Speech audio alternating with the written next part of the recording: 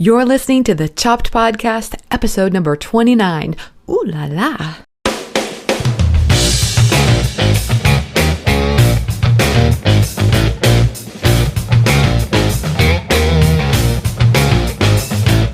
Hey everyone, I'm Marley of the blog Namely Marley. Thanks for joining me today for the 29th episode of the Chopped Podcast. As you know, this is the podcast designed for people just like you, bloggers who also love food. Each week, we're sharing thoughts, stories, interviews, everything related to food blogging so we can all learn together about what works with food blogging and maybe even a little bit about what doesn't. Today's guests are Alexa and Payton Schirm of the sites Simple Roots Wellness and Simple Course Blueprints. Today, we're going to be talking with you about the concept of monetizing your blog. Specifically, we're talking about how you can monetize your blog through offering some kind of e-course on your site. I realized just saying those words could create like this whole host of emotions in you, all the way from excitement to fear. But Alexa and Payton, they've thought through all of this and they have a lot of great tips and a lot of great information to share with you on how you can create your own e-course for your site. So no fear. And speaking of fear, I've been listening to the podcast Magic Lessons by Elizabeth Gilbert. Have you heard of it? Elizabeth Gilbert is the author of Eat, Pray, Love, and she just started this new podcast related to a book she's releasing called Magic Lessons. I love this podcast. Her last episode, she talked about the topic of fear, and she described it this way: fear is like a toggle switch. It's either on or it's off. And sometimes you want to turn the volume down a little, but you just can't. It's just on. And fear hates new things, the idea of you doing something new in your life. And so it's kind of like going to switch on every time that you start to try something new. Here comes fear to kind of slow you down. Your job as the administrator of your life is to listen to fear and to acknowledge it and to let fear know you've got this. So if you dominate or ignore your fear, it goes below radar, which is kind of dangerous because it's still there. It's just you don't know it. And there's nothing like fear flying around in a stealth bomber to totally mess up your creative life. It's not good. So tell fear you've got this as you listen to today's interview, because you may start to feel a little bit of the idea of fear when you're thinking about what courses you can offer on your site or other ways you can monetize your blog. But just listen open-mindedly and see if anything resonates well with you and kind of go with that. Okay, you guys, do you love the Chopped Podcast? I hope you do. Would you like to be in a Chopped Podcast episode? If so, your chance is coming then, because Chopped Conference is right around the corner and we're going to be recording an episode of the podcast on site. How cool is that? But besides the podcast, we're also going to have a lot of awesome speakers. And I know you guys know about these, but I'm going to just list off a couple of them, like the amazing food photographer Matt Armanderas, and we're also going to have Amanda Retke of the site I Am Baker, and Camille Beckstrand of Six Sister Stuff, and Liz Delacroce of the Lemon Bowl. We're also going to have Denise Woodward and Lenny Fiera talking about video production, and of course, today's guest, Alexa and Payton Schirm. We packed a lot of great information into this day, and so I would love to have you there. And guess what? We had a little glitch on this end that caused us to extend early bird tickets, but it's only good until this Saturday, September 5th. You know, I respect you and the decisions that you need to make about your business. So if you think coming to a conference like Chopped is the right thing for your blog, I would love to have you there. But please act quickly because early bird prices are gone this Saturday, September 5th. So hurry over to choppedcon.com to buy your tickets today. I hope to see you there. So let's go straight to that interview with Alexa and Payton. Today's intro shout out is to Sarah Cornelius of the site Cake Over Steak. Sarah says she was listening to the Chopped Podcast while doing illustrations for her blog. You go, Sarah. So what are you doing while listening to the Chopped Podcast? Send me a shout out on Instagram or Twitter using hashtag ChoppedCon, and maybe I'll feature you and your site in an upcoming episode. But for today, in honor of Sarah, everyone get out those drawing boards, sharpen your pencils, turn up the volume on your speakers, and let's talk about all things food blogging and so much more. Hey everyone, I'm excited to have Alexa and Payton Schirm with the site Simple Roots Wellness and also the site Simple Course Blueprint on the podcast today. Alexa and Payton, welcome to the Chopped Podcast. Thank you. Thanks for having us. I'm so glad to have you guys. Also, I love having couples on the show because that's how we work here. My husband and I, Sean, we work on the Namely Marley site together, but also on the podcast and Chopped Conference and all that stuff. So I love this kind of dynamic of couples working together. Yeah. We're learning too. We do our best. That's right. Well, we have offices on opposite side of the houses, so that helps. That explains anything. I can see the need for that. You got to have your own space, yeah. So, Alexa, Simple Roots Wellness features a lot of healthy dishes and things like that. But I thought maybe you could explain a little bit about, how you got to the point where you started that blog. Yeah, so I actually started, interestingly enough, with a course. So that's kind of how we got started wanting to teach other bloggers about creating courses, is that I started Simple Roots when I was pregnant with our third baby, and knowing that when you own your own business, you don't get maternity leave. And I really wanted just to take some time off, but still be able to have some income coming in. And so that's when it came to me that I should just start an online course. And so the blog kind of evolved out of my first course that I put out. And it was just a great place for people to build trust. And I really didn't realize the impact that the web had and how many people you could reach. And so I just really started creating information and recipes for my local client base. And it just really evolved pretty quickly from that, and just having a better understanding of how far you could get on the web. But that course was like the baby to my blog. It was really how it all started. So let me see if I get this right. Your blog actually started as a result of creating a course? It did, yeah. Wow. So I created a course first, which was a really backwards sort of way, but it was my client base here really wanted to continue nutrition classes that I had been doing in person. But like I said, I just needed some time. My third baby, and I had been self-employed through all my other ones. So it was like you had your baby, you came from home from the hospital, and you went right back to work. And so out of selfishness, I just wanted my time, and that's how the course was created. There was a lot of motivation behind it. Yeah, I can imagine with 3 little ones. That's amazing. Yeah. Yeah. And so you had a background in nutrition, and that worked out really well for you then. Just one kind of flowed from the other very well. It did. It was a great learning experience. Obviously, we learned a lot from that course, and we're working on rebranding it right now as we speak. I put out a lot of information in a short amount of time, and so it was kind of overwhelming, but it was really a great learning experience and really eye-opening for us, not really being in the blogging industry before then, to understand what you could do online. That's great. And Payton, I thought we could go with you next, and you could talk about, I know that, you've been very involved with creating the courses on Simple Roots Wellness, and now there's the Simple Course Blueprint site as well. Can you tell us a little bit about your background? Yeah, so my day job right now is actually a design engineer. So I design rock crushing equipment. It's this really not glorious job. Rock crushing equipment? Yeah. You drive on it every day, so it's all around you, but no one knows that it's there. Kind of the opposite of a blog, right? Exactly. So I like to say I'm the guy behind the scenes that kind of makes everything work. So when we did that first course, I was the guy behind the camera looking up YouTube videos on how to take videos using a DSLR, and how to record audio, and trying to figure out how to edit videos ourselves. And so we just kind of went into it saying, we already have this trust built up with this local client base.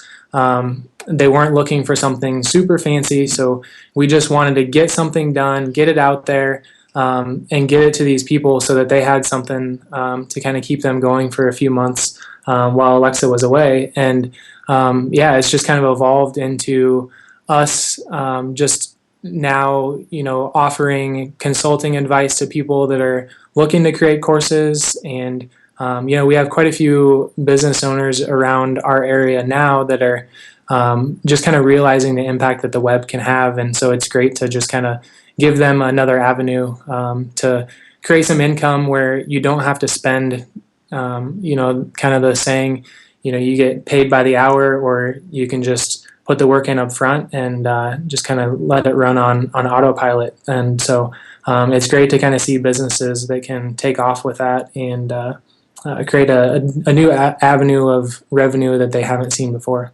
Well, and I like your approach to this, from the both of you, that this really started out of this as really kind of like a micro business or micro solution to some, an issue that you were dealing with on a very local basis. And I think that maybe you didn't have the pressure of thinking, oh, I'm going to create this national product that all these people are going to be buying. I wonder if that helped a little bit. Oh, yeah, for sure. I think it's, as you look around, and as I was looking around at other people who had created courses, it seemed so overwhelming, and there were so many details that needed to go into it. And yet I am very much someone who likes design, and I like things to look really well. Yeah. And so there still was the pressure, but we also didn't have the financial aspect to put in everything that it could have took to make this this really well done course. But in the end, what we learned is that you can do something really, really well and make it look really nice and have it be really effective on no budget.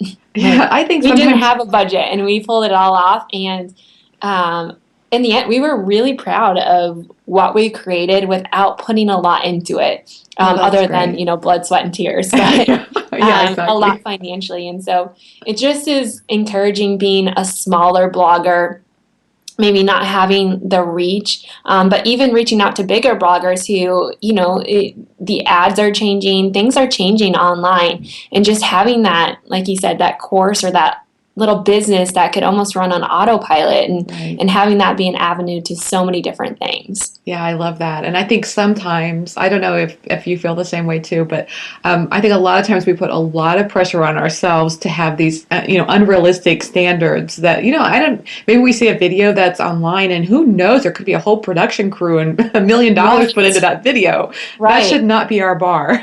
Right, exactly. But it's hard to live, it's hard to look at those things and not want to live up to them. But again, it kind of comes back to just being you and hoping you sells. Yes, and just be yourself, and then as a result, that will come across. And if you create a product I think you would like and you would want to be involved with, then that's probably a pretty good benchmark right there. And we have upgraded. I mean, with a course that we released earlier this year, we did hire a videographer to come in and shoot some promo videos for us. And so we have kind of upped our game a little bit from time to time on some of the projects we've done. But we're definitely, like you said it before we started here, we love the word simple. And so if we can make it simple for the person to understand the information and simple for you to put together, that's kind of our goal with all of this. That's great. And that's a great segue to my next question, because that's what I'm kind of curious about. Is I think the word simple is great, and I love it too, but I think sometimes I have a tendency to build up a project to be bigger than it is, or clearly you guys are working with other bloggers now to help create products on their sites as well. And so I'm just curious if that's kind of the roadblock that you're running into. Like, are a lot of bloggers doing the same thing? They're thinking, oh man, this is going to be so much work, and you kind of help break it down for them?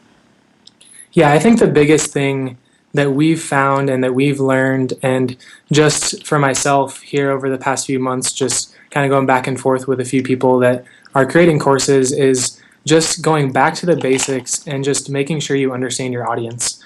Because at the end of the day, if you don't know who your audience is that you're speaking to, you're going to get overwhelmed, and it's not going to turn out as your best work in the end anyways. And so just simplifying it, and just one exercise we like to do when we're taking on new projects is we like to just give our audience a name. So pick out a single person, give them a name, and when you're shooting videos, or when you're writing sales copy, or when you're putting together your cheat sheets or whatever it is, just have that one person in mind It could be someone you know that has a need that you're trying to solve anyways. And so you just use their name and you think, hey, how would they like to see this? And how would they take this information if I gave it to them this way instead of this other way? And so I think just simplifying it down to understanding who that person is or that group of people are that you're trying to reach, and trying to make sure that your message just reaches them. And I mean, when you get into the details of videos and marketing the course and all of that, I mean, you can get really overwhelmed. And so just having that just simplistic view of that one person in the back of your mind when you're doing all of these things is just a huge help for us. Oh, that's great. And that also probably helps you define your message a little bit more too, right? Because I can imagine if you're not careful, you could easily expand into all these different topics, whereas somebody may want to come for just one topic. Like, maybe it's weight loss, or maybe it's just reducing sugar in your diet. I mean, you could just go in a bunch of different directions on things like that.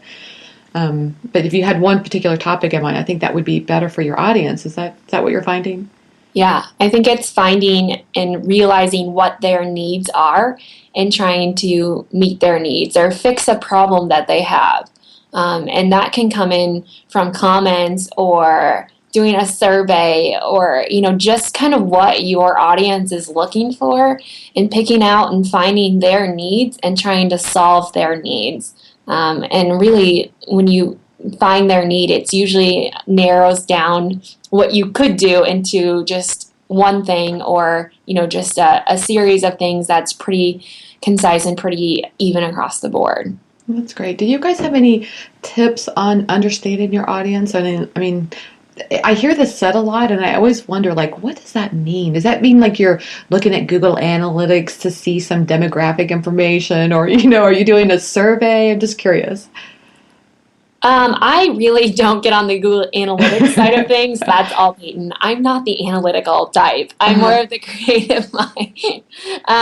So when I try to think of my ideal customer or, trying to figure out who my audience is, sometimes I feel like I'm kind of dreaming of who I think it should be, but I also feel like it's kind of a reflection of who my friends are, people who naturally like my voice.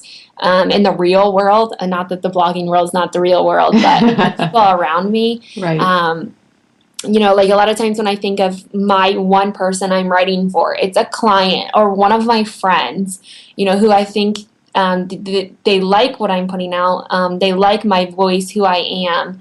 And that just kind of portrays who my audience is a little bit. Also, we'd like to do surveys just to kind of give feedback from our audience on what things they're liking, what things are helpful, what they'd like to see more of. And I think that kind of opens the door to see really who's out there and who's coming to your site and trying to find information. Is that what you would say? Yeah, and we've also kind of narrowed it down to, because sometimes when you do surveys, you give them a select list of answers, and then you have them, check the box if this is the problem you see. Well, there may be 10 or 15 other problems that you didn't put down there, that at the end of the day, there may be consensus in your audience that, hey, this is actually the issue. And so just making sure when you're trying to figure out what your audience is looking for is not to steer them in a direction by asking certain questions or only giving them certain answers that they can pick from. And so just giving them kind of an open-ended question, but kind of looking for consistent themes across that. Because you may have 50 people respond to a survey and they may all respond differently, but when you look at the root of all of it, it may be some consistent thing at the base level of it that you can try and relate to all of those people. And I think the greatest thing about reaching out and doing surveys is you realize initially what their pain points are. Right. And so the voice that they use to tell you what problem they're having that you're trying to solve, you can then use that at the end to point back to that and say, hey, 6 months ago or however long this process takes, you told me that this was a problem that you're facing, and now here I have a solution for you. And you can kind of use the message that they give you initially when you're kind of defining that problem, and you can redefine that problem using those same words when you're trying to sell back to them in the end. Yeah, another thing I like about the survey idea, Peyton, is that you can actually use the answers to the questions in your product, I would think. Like, couldn't you say 30 out of 40 people said that their number one problem with weight loss is reducing sugar out of their diet, or just whatever question it is that you were asking, kind of as an example. You can actually use that as part of your product. Yeah, yeah, and your sales message at the end. You kind of almost think of it as cheating when you get your sales message before you even create your product, because your customers are telling you exactly what their pain points are, and if you can create a product that helps them to solve that pain point, then you can use that exact same message in your sales copy and your marketing materials at the end of the product when you're actually releasing it. That's great. I want to segue here to a different topic by letting everybody know that you all are going to be speaking at Chopped Conference in October, and I'm really excited that you're going to be there. Yeah, we are too. Excellent. That's great. But I wrote a blog post not too long ago about it was called 3 different revenue models for food bloggers, and I actually I kind of came up with this idea just based on some of the interviews that I've done that it's really good if you can pick a focus. Like, one is traffic focused, and therefore you're going to be really, spending a lot of time understanding ads and how that works for your site. Another would be sponsored post focused, and there you would, want to have a lot of engagement with your readers. And then the final one was product focused, because I think if you know what model of blog that you have, you can kind of hone in on the things that you need to have. Because in my mind, traffic is really not the biggest part of, in other words, you could have a small amount of traffic and create products that really resonate with your readership and not have to worry about getting, 1 million page views a month. Right. I would agree with that.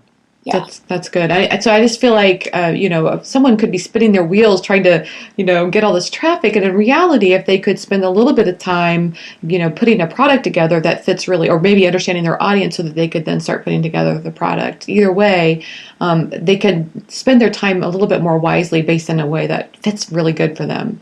Right.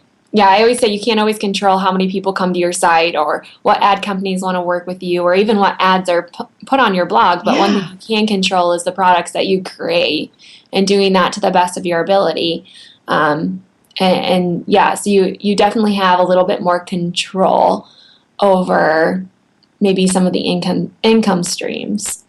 Yeah, exactly. Whereas, you had said earlier, sometimes the value of the ads that you're getting on your site go up and down. So you could have more traffic and less money, or maybe, I've heard a lot of people in the food blogging industry not so thrilled with how sponsored posts are going because their brands are requiring more and more information, and it makes it harder and harder. Right. There's all those kinds of things that you say, you have a little control over, but you do have control over creating your own products. Right. Mm-hmm. Do you think there are any trends have you seen any trends so far on the kinds of products that a food blogger could create? Well, it seems like one of the biggest trends in food blogging is obviously e-cookbooks. Yes. Or e-books, which are great. But it's one of those things, once we saturate the readership with those things, they kind of become immune to them. I don't think that they pick up on them as well or they recognize them as well. And so I think it, if you want to stay ahead of the game, it's kind of thinking 2 steps ahead of what other people are doing, to try and gain some different exposure, get the client base excited again. And nothing wrong with ebooks. Like I said, they just, it seems to be a flooded atmosphere with them. And so that's something that's nice with courses is a lot of people just go into a course and automatically think, oh, that's a lot of work or a lot of financial work, or there's a lot of financials going into that. But the reality is it doesn't have to be that way. And the courses can be so unique because it can include mixed media. So it could be video or audio or newsletters or handouts or, really the possibilities are endless. You could do some personal consulting with your course or, Skype sessions.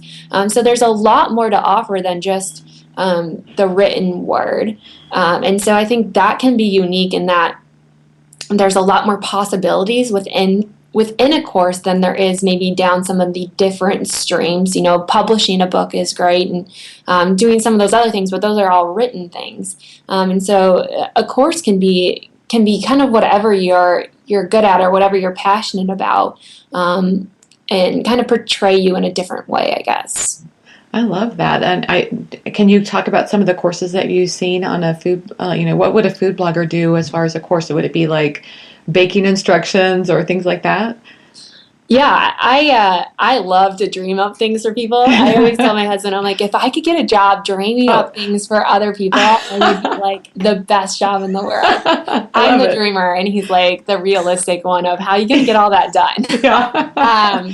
But yeah, I think it's kind of like looking at what you do. Obviously, I'm a nutritionist, so it's a little bit, some of those courses are a little bit easier for me to do because they're more nutrition based. But some of the things I think would be awesome is like teaching people how to make a good sauce, or like coming around the family table and the means of meal planning, or how about like batch cooking, doing some kind of like a leftover or food prep kind of a course of, teaching people how to do that and walking them through that. And that's something that's nice with courses is it can be a weekly thing. You can send it all at once, but it kind of helps people take that action.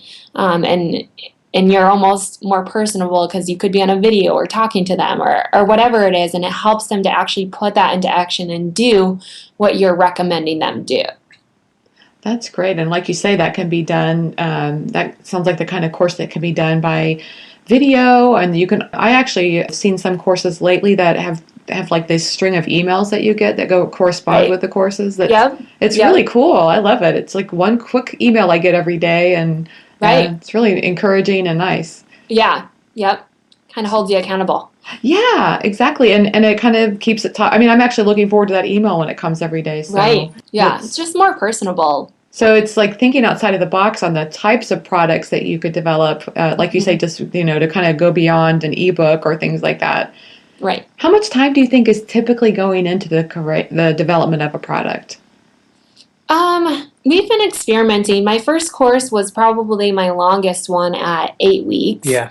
I would say that after doing that, it was a lot. Like 8 weeks is almost too long for people to stay engaged, or it's overwhelming. Mm-hmm. I think they did really great with it, but I've shortened mine to more of like the 4 to 6 week, or just breaking it up into mini courses. I would definitely recommend someone start with more of a mini course where it's just a week or two, or, just kind of a couple of lessons or modules or whatever you want to call it, just to kind of get your feet wet, get your audience used to that before they jump into this massive course. I think that was like a learning point for us in that. Yeah, I think the big thing with that was just, it was 8 weeks solid of nutrition advice with a different thing every week. And so just for us to learn that, maybe over the course of 6 months, we may have actually done in-person classes with that content, and it was fine because it was spread out a little more. But when we tried to condense it into 8 weeks, we started to realize that after week 3 or 4, people weren't necessarily opening their emails anymore, and it was, or they'd wait a couple weeks to open it, and so we just started to realize that people, especially in nutrition topics or other topics like that, where you actually have to make a change and you have to implement things, just giving people enough time to implement the change and see results from it, so that way they're motivated to continue on to the next step. And so that was the big thing for us, is just instead of making a course and taking that 8-week content and maybe stretching it out over 24 weeks or something like that, which would just be ridiculous, is just to take like small lessons out of that and create smaller products that we can give people, especially because somebody might take an 8-week course and maybe 2 or 3 of the 8 weeks really apply to them, but the other 5 don't. And so just allowing people to kind of customize how they can proceed through the course. So in other words, if you had one big course, if you broke that down into the 3 or 4 different parts, somebody might do part 1 and part 4, but not 2 and 3. Right. Yeah. It kind of depends on the topic or what you're trying to do. But in developing a course, I usually would recommend more of like, a shorter course as opposed to getting into something that's really, really lengthy, just for the sake of you learning how to do it and the time for your reader to adjust to that. Let's talk about promotion for a second. I'm curious, like I've listened to people talk about ebooks before, and the theory that I heard was it really takes two or three before you start to get known for that, and then things kind of take off. Do you think the same is true for something like a course where you maybe the first one you launch, you shouldn't expect like these huge results, and you have to kind of work towards the second and the third one?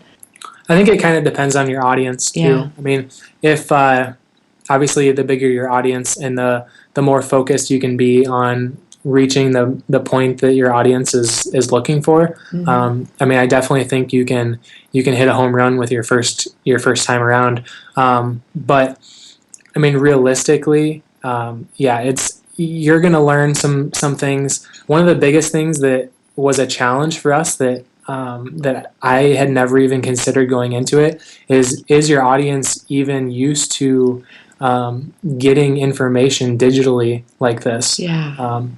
There are plenty of people that would sign up for a one-on-one consultation with Alexa and sit across the room, sit side by side with her and listen to her give them tips and tricks and whatever they could do to be healthier. But at the same time, that same person might not even know what an online course is. And so it's just making sure that people understand what an online course is and what results they can get from it. So there does sometimes just take training your audience to understand what a course is and how it can be something that helps them to be successful. Oh, that's a very good point. And I would think there could be some training just in the fact that you're now offering this product. In other words, it might be new for your site to be offering something like that and to get people used to that. I think those are both really good things to think about. Right. Building some anticipation and some suspense always helps as well. Oh, so that's a good promotion strategy then. So Right, as you're yeah. building your course, you want to start talking about it. Right. Yeah. Just like you see that often with published books or even ebooks. People will start, giving little teasers out about what they're working on, and I think there's value in that, and people want to know what you're doing and how they can benefit from that, and so I think that's always a great option too. And focused blog post around your course. And so it kind of leads people into building trust and kind of getting an idea of what they're going to see. We've done this with opt-ins is, people can opt in to get a free glimpse at the course or a lesson out of the course. And so then, when you can see something and you can have a better understanding of what you're going to get, it's easier for people to want to jump into that. There's, again, more trust as opposed to it just being this blind topic of you're not really knowing what you're going to jump into. So they can see and have a little taste of what it would be like. I see. So they get to go in and try one part of the course for free. And as a result, that's where they say, okay, this is quality. I really want to do this. Right. Yeah. There's a lot of different options that you could take them on through that. We've done quite a few different options and, I think they've been successful. Yeah, one example later this week, and I'll put pressure on Alexa to actually get this done now that I said this. But later this week, or at least by the time this podcast releases, we will have an opt-in on our site that has to do with cravings, and so eliminating cravings, and you'll get a free guide on 5 steps to eliminate cravings. And as a part of that, we have a 3-week challenge, which is a video and some note sheets and cheat sheets and things that you get as a part of that every week. And so it's kind of along the lines of what we've been talking about with like regards to a mini course. So the first course she released, one of those 8 weeks had to do with cravings and eliminating them. And we realized, hey, this could be a problem and in itself, or it is a problem in itself. And so we wanted to create a solution for that. And it's something that's really targeted and is really niche focused. There are a lot of people that are looking for nutrition advice, but even inside of that, there are people looking for nutrition advice relating to cravings. And so we've just kind of created this 3-week kind of mini course just specifically related to that. And we just kind of give people a sneak peek of that through this free guide that we give them to download, and then kind of take them through some different emails where we kind of walk them through step by step and then kind of lead into that course. I see. So the person that comes to your site and is interested in that, they can probably sign up for your email list, and as a result, they get the free guide and then can go back and purchase the complete course if they want to. Yep. That's great. And that actually leads me to my next point that I was going to ask you, which is about your email list. Is that one of your go-to promotion strategies? For sure. Yeah, that's for us has been one of the best means of promoting our courses. If all of our social media channels dropped off today, I still think we would be fine if we had our email list, because that's where we're able to communicate with everyone that has showed true interest in getting updates from us weekly or even more than that. And especially when we have free guides and things that we come out with, we try to create, a series of emails along with those. So it's not just, hey, here's this one-page guide. Thanks, see you later. Here's this one-page guide, and over the course of the next 3 to 5 days, you'll be getting some emails from us that kind of explain it a little more into detail. And it's just a way for us to create some consistency and also some trust with our audience that,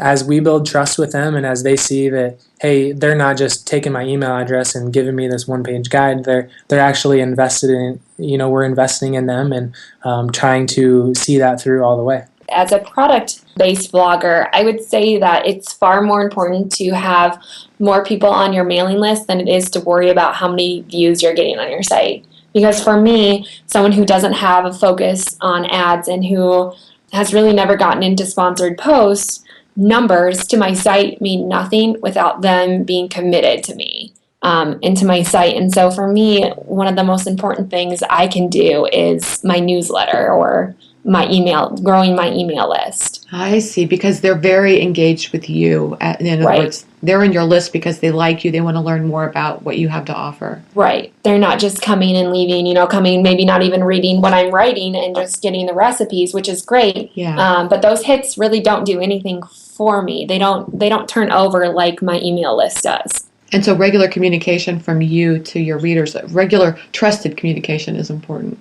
Yes, very much so. Mm-hmm. I think that's important to point out that trust word, because I think we get so busy with writing blog posts that I sometimes will take on that same voice with my newsletter, and I've realized I have to be more of myself. I have to, talk about what's happening in my week or things that are going on, and then translate that into the things that are going on the site as well. Right, yep. I always think about like my newsletter as my family, because if I put a product out there, anyone puts a product out there, who's the first one to buy it? It's your family, right? Yeah, exactly. And so it's like communicating with your audience, your newsletter, as they are your family. Yeah, or go back to Payton, what he said earlier about picking this one person, like, and creating them as a friend and writing to them. That would probably be another way of doing it too. Right. Yeah, that's very cool. And so I'm just curious, Payton, you were talking about, it sounded like a series of emails that could go out as part of a particular course. And I'm curious, do you have any kind of certain software that you use to facilitate that? Yeah, so we've used MailChimp from day one. Alexa used to own a gym 4 or 5 years ago, and we started out in MailChimp, and when we switched over to Simple Roots Wellness and went online, we stayed with them, and so we've used that and used her very first course we actually distributed completely through MailChimp. Wow. So we didn't have a login, we didn't have any fancy software on our WordPress site or any of that. It was just every week we would go on there and we would write an email to those people, and we would attach our PDFs and link to our videos on Vimeo, and it was really simplistic and really easy for us to get something off the ground. And so MailChimp has definitely been a huge tool for us in just distributing our courses and reaching out to our people every week. And then when it comes to like lead generation and those kinds of things, we've used lead pages. Quite a few of our opt-ins are run through lead pages, which then ties into MailChimp. And recently with this Cravings course, we've actually just picked up a new one called ClickFunnels. And so that handles the opt-in as well as the sales pages and the payment. And they actually have a membership tool built into that. And so you can build everything from your opt-in to your sales pages, upsells and downsells, and all of those things that if you want to get really fancy with your sales funnel, you can do that in there, and then you can transition everybody into a membership site where they actually have a login and password and all of that good stuff. Oh, that's great. And that actually even handles like the regular emails that you send out to, or you still do that through MailChimp? You can do it through either one. So ClickFunnels will handle automated emails, but it also will send the people that sign up, it will send their information to MailChimp so that you can do it through either one. It just depends on which one you're more comfortable using. And I assume with MailChimp, that's probably it's not like in the free account, it's probably in the paid for account where you can send those like auto responder emails. Is that right? Yeah, we're taking advantage of that now. Back when we released our first course, we were still using the free version. And so we were just forced to manually send out emails. And so we would release a course at a certain date, and then every Monday morning I would schedule an email to go out with all of the information for that week. And I mean, you can do all of that in advance. And so if once you do it once, you can keep releasing your course, and you can just replicate those emails and reschedule them for whenever your next date is. And so you can totally do everything using the free tools. That's almost like a blogger's form of bootstrapping, right? You can just do it Right. yourself, do it manually, set up these reminders. But it sounds like, the autoresponder is probably a great investment to make. And, if you really are serious about creating products on your site, Right. having, paying for that service to do the autoresponder would be worthwhile. Yeah, for sure. Let us tell you yes. I always struggle with that because, I'm very cost focused and, Right. and, at some point though, you can be a little pound foolish if you're not careful. You spend all Right. your time on these things that you really shouldn't be. Right. Yeah, we've learned that too. The hard way. Yeah, And exactly. a lot of extra hours. Yeah. So what about affiliates? Is that a great way of promoting a product as well? Yeah, I think it really definitely can be. I have not personally tapped that market well. And again, it's just more of a time thing for me, I would say. I think that, again, you just have to have that relationship with those affiliates and let them try those products out. And I have always offered my course to other bloggers and other people to just kind of take a trial run to make sure it's going to go smoothly, to go through and kind of do any final edits to it. And then it allows those people who could become affiliates to test run your course, because I want people to believe in or really like what I'm putting out there in order to promote it. But most definitely, if there are bloggers out there that just like an ebook, like want to be an affiliate, have a desire to promote your product, I definitely think it can be great. I still generally always focus on my own audience, and I think it's more just a time factor for me. Yeah, it's just, if you're kind of like we talked about, if you're bootstrapping your first course and you're just trying to get it out there, you can spend a lot of time sending emails to potential affiliates and trying to manage all of that, get them signed up, make sure they have their correct links and all of that stuff. And so just getting off the ground, just focusing on your audience and making sure that they're well taken care of. And then, in future releases, once you have some results and some testimonials and things like that, and you start to build some momentum, then is when you can kind of change your focus from creating the course to promoting it and really trying to grow the audience through what you're doing. Right. Not getting bogged down with all the little details, and more focusing on just putting together a really great course. Yeah, and you said something interesting, Alexa, because you mentioned having a few bloggers that go through it maybe as a beta test of the product, and you probably get some feedback from them. Yeah, it has been really helpful for me. I like to do this with all the products. We're kind of expanding we're still, of course, doing the courses, but having some other products out. And I think this is just really valuable because I think everyone has different insight, and even spreading beyond, I'm nutrition. It's easy for me to focus on food bloggers who are naturally talking more food related things, but even kind of going outside the niche and, seeking out fashion bloggers or home bloggers, because they have a totally different perspective as well. And so it just, brings to light. Like when I create a course, we live in the middle of Iowa.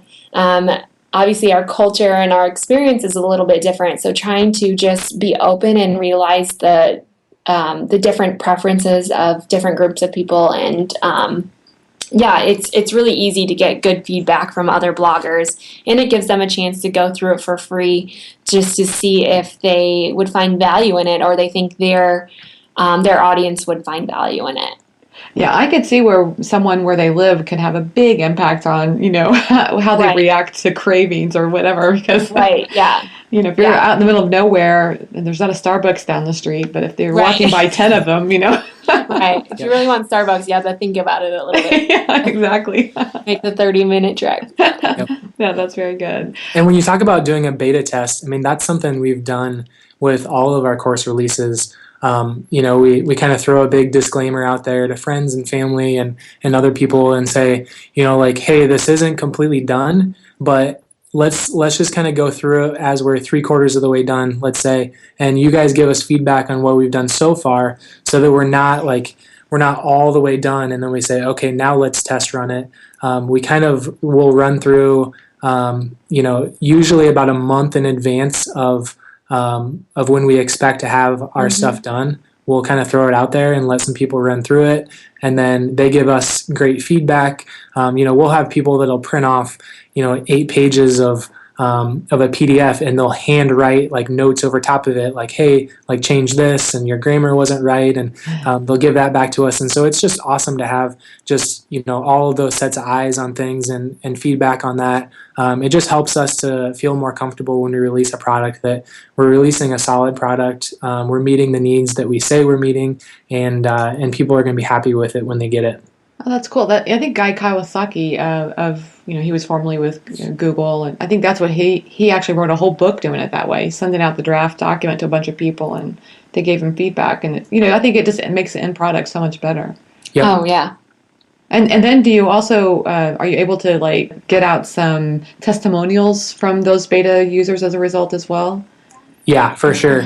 We on a course that we released earlier this year, called the Simple Cleanse. It was a 4 week, right? 4 weeks. Sorry, we have too many 3 weeks and 8 weeks. And 4 weeks.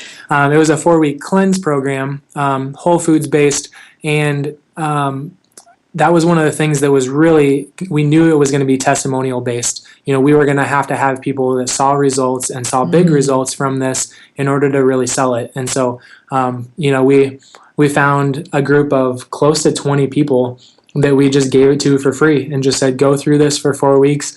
All we ask is that you take it as seriously as you can. If you can't, then tell us that you cheated, so that we just made sure that the people that really took it seriously, we really focused on them, and we made sure that they had a successful experience. And then we were able to say, when we were actually selling it to our readers and to our blog subscribers, and that here are the results that everyone was seeing, and we were able to incorporate that into a few of our video sales messages and things like that. And so it really helped us at the end of the day to kind of refocus our message to actual results instead of just claimed results. Do you ever recommend including disclaimer policies or refund policies, things like that? Yeah, we've always given a money back guarantee on all of the courses. For a certain amount of time. Yeah, right. for a certain amount of time. You don't want them just to go into it and then be like 3 years later, I haven't done anything. Well, that's not our fault. Yeah, exactly. So we always do some type of money back guarantee, and usually we'll require some kind of commitment on their end that in order to get your money back, you need to prove to us that you actually made an effort to.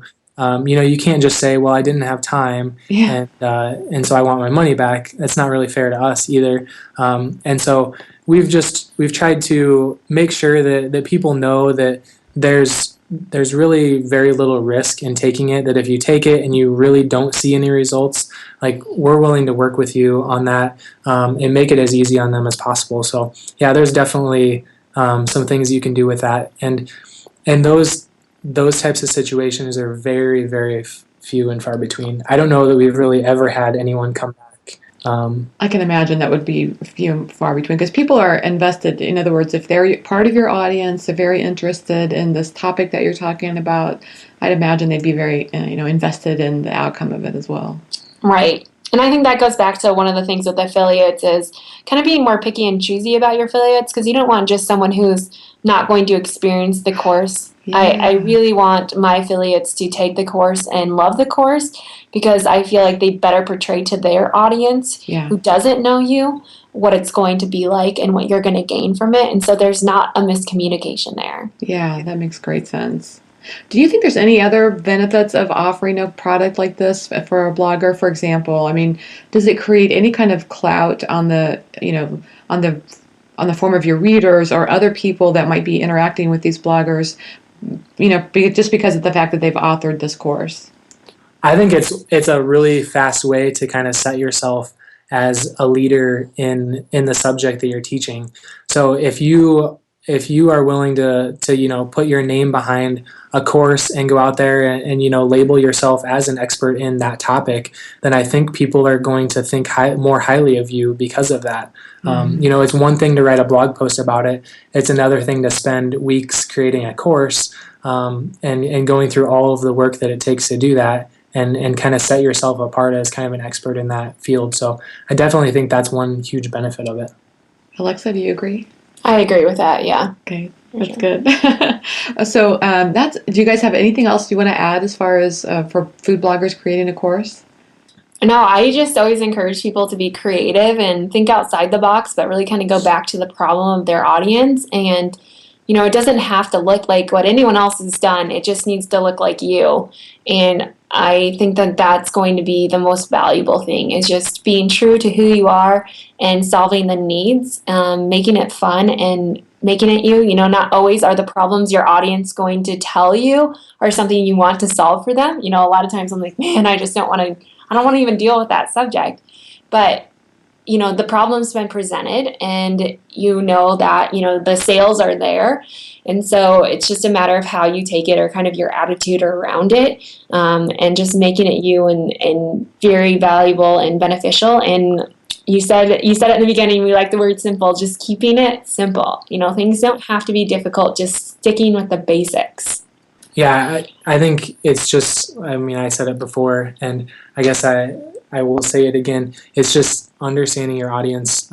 And as you do that, the entire process of creating your course is just going to be so much easier from actually creating it and understanding why you're creating it all the way through to just customer service in the end. Because I think at the end of the day, you want to draw the person that you want to work with. Right. It's kind of a simple statement, but I think if you think deeply about that, like you want to work with the people that you want to work with. Right. And as you kind of come up with your ideal audience and you really focus on them, you're going to draw those people, which is going to make it more impactful for you and more fun for you, because that's the last thing you want to do is to create a course on a topic that you really don't like, draw people, draw an audience of people that you really don't relate to, because you're just going to dread every day responding to emails of people that aren't quite getting the results they want and those things. So the more you can understand your audience and you can target them, I think the better results people are going to get, but also the more fun, enjoyable it is for you.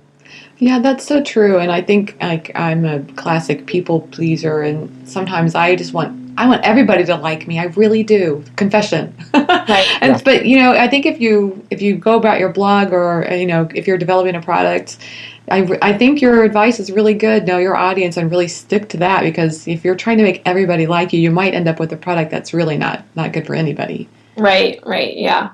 So the more you can be, I guess, niched down, the better.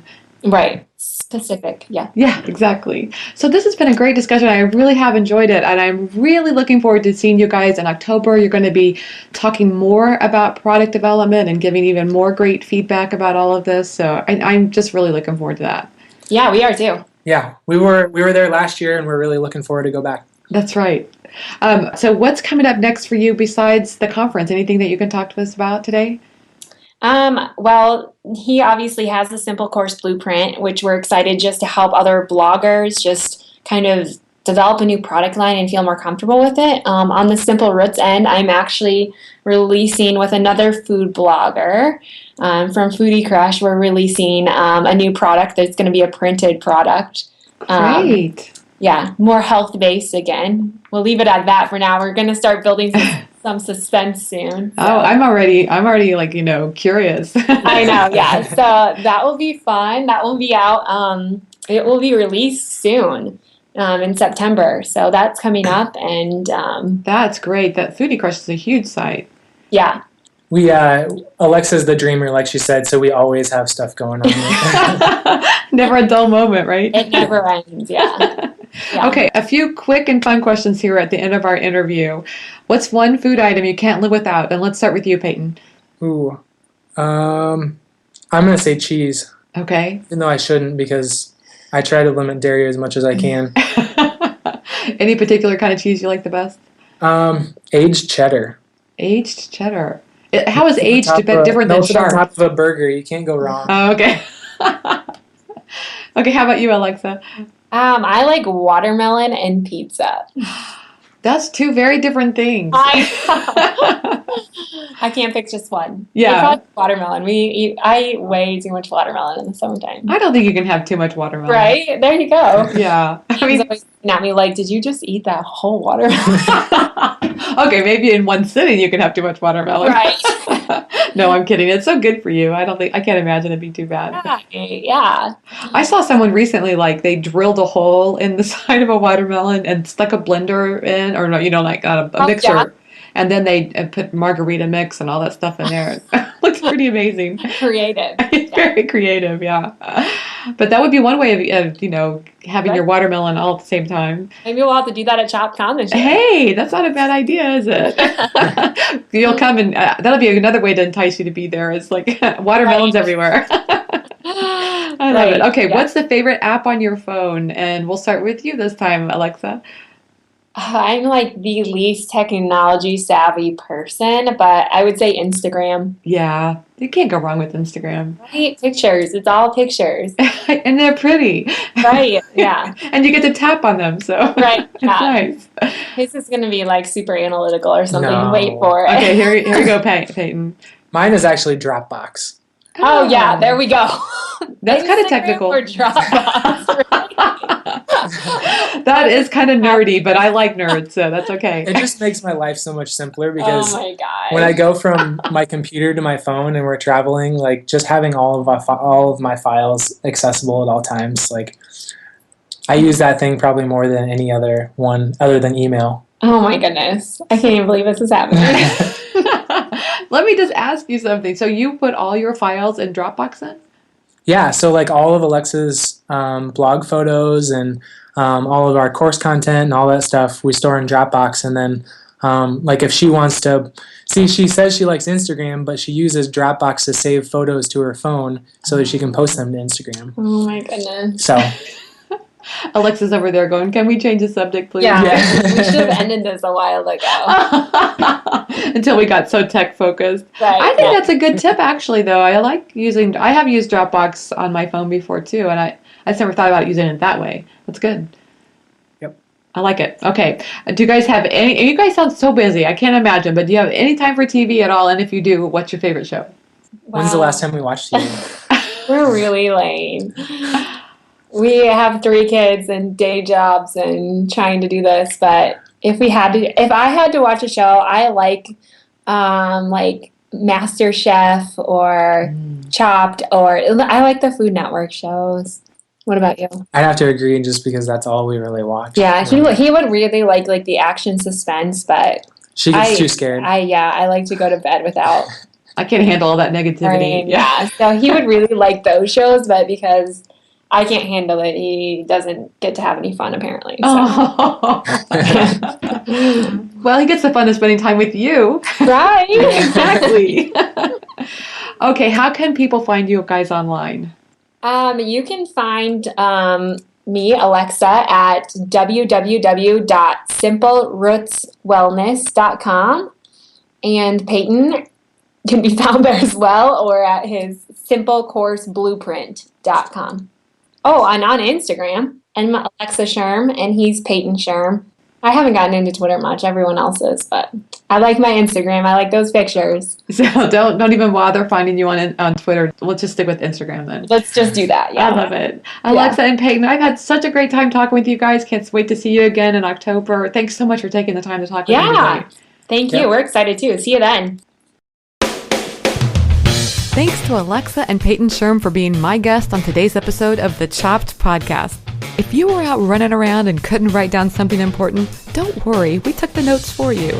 Just head on over to choppedcon.com, where I put up links for each show, including the stuff we talked about today and more information about our guests.